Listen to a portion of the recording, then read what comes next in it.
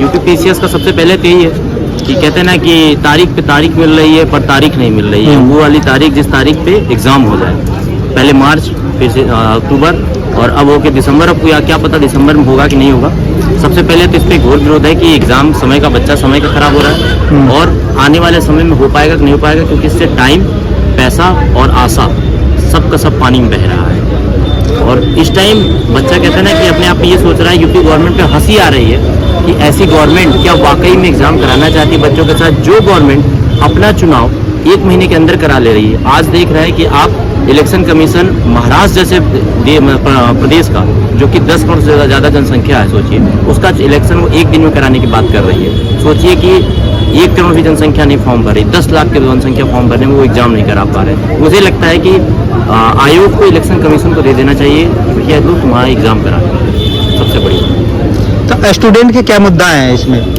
Student इसमें normalisation के लेके बहुत लड़ रहा है। नॉर्मलाइजेशन का मतलब ये है, नॉर्मलाइजेशन है क्या? नॉर्मलाइजेशन ये वह है कि जो एग्ज़ाम 2 दिन ये घोषित कर रहे हैं, 7 और 8 दिसंबर।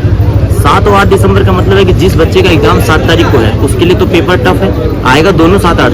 ये नहीं कहते हैं कि नहीं टफ 8 का भी है, लेकिन कहीं ना कहीं पेपर आउट हुआ है एक हिसाब से, क्योंकि टॉपिक वही रहेगा, आप टॉपिक नहीं बदल सकते, क्वेश्चन बदला जा सकता है। वो सोर्स कहाँ से ले रहे हैं क्वेश्चन का ये पता चल जाएगा, क्योंकि आपको पारदर्शिता ऐसा भी नहीं कि सेकंड वाले में आपको बहुत अलग लाना होगा। अगर आप बहुत अलग ला रहे हैं सेकंड डे, वो भी एक अलग हो जाएगा कि भाई पहले वाले बच्चों का पेपर आसान था, दूसरे वाले बच्चों का कठिन था। क्योंकि एग्ज़ाम का मतलब है कि समान एग्ज़ाम लेके उसमें से चयन करना कि बेस्ट कौन है। अलग अलग एग्ज़ाम लेके आप बेस्ट नहीं चुन पाएंगे। अलग अलग एग्ज़ाम में होगा कि कोई कठिन पेपर आ गया, कोई आसान पेपर आ गया, तो जो आसान पेपर है बच्चा वो कमज़ोर वाला पहुँच जाएगा आयोग में। फिर आपका एग्ज़ाम का मतलब क्या है? इससे आप डायरेक्ट ही चुन लो। जब आपको कराना है, भाग भरोसे हो गया कि बच्चे का जिसका भाग अच्छा हुआ, जिसका अच्छा हुआ उस पेपर में बैठ गया, जिसका उस दिन हुआ, तो कहीं ना कहीं आपको जब भाग एक से लिखना है तो आप मुंडी चुन लो कि ये बंदा अच्छा है, ये लड़का अच्छा है, और आयोग में बैठा दो। आयोग एक हंसी का पात्र है। आयोग पे कह सकते हैं कि इस वक्त बड़ी शर्म की बात है कि उत्तम प्रदेश कहा जाने वाला उत्तर प्रदेश, उस प्रदेश में ऐसी स्थिति है एग्जाम को लेकर, बच्चों के भविष्य के लेके।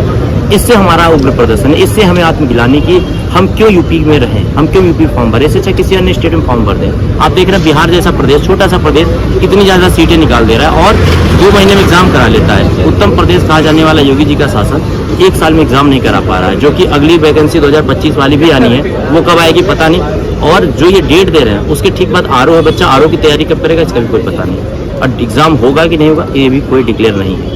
आपको क्या लग रहा है कि जो ये डेट जो दिया है उस पर एग्जाम होगा या नहीं होगा? बिल्कुल नहीं, क्योंकि उनके नोटिफिकेशन में जो साफ साफ लिखा गया है कि अगर अलॉटमेंट हो जाता है तो हम आपको अवगत कराएंगे।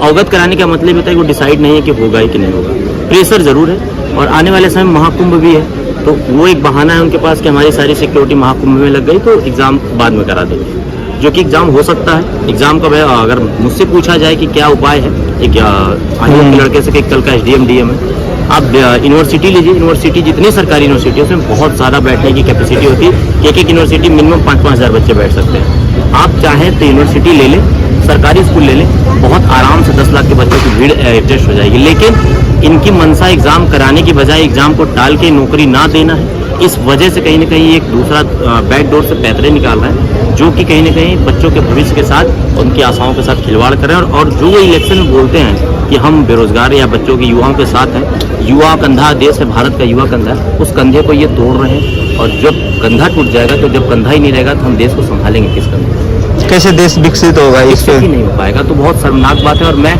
आयोग से विनम्र निवेदन करके एक उग्र निवेदन भी करता हूँ कि समय पे इस बार कम से कम एग्जाम ले ले, कि हमारे जो पोटेंशियल है एक समय रहते हुए यूटिलाइज हो जाए। कहते हैं कि जब उम्र निकल जाती है तो हम एग्जाम नहीं दे पाते, आयोग खुद नहीं लेता है। तो जब हमारा समय दिन प्रतिदिन निकल जाएगा तो हम क्या वो पोटेंशियल दे पाएंगे? कहीं ना कहीं गलती आयोग की है, हमारी नहीं है, लेकिन आयोग इसको हम पे माथा ठोकता है।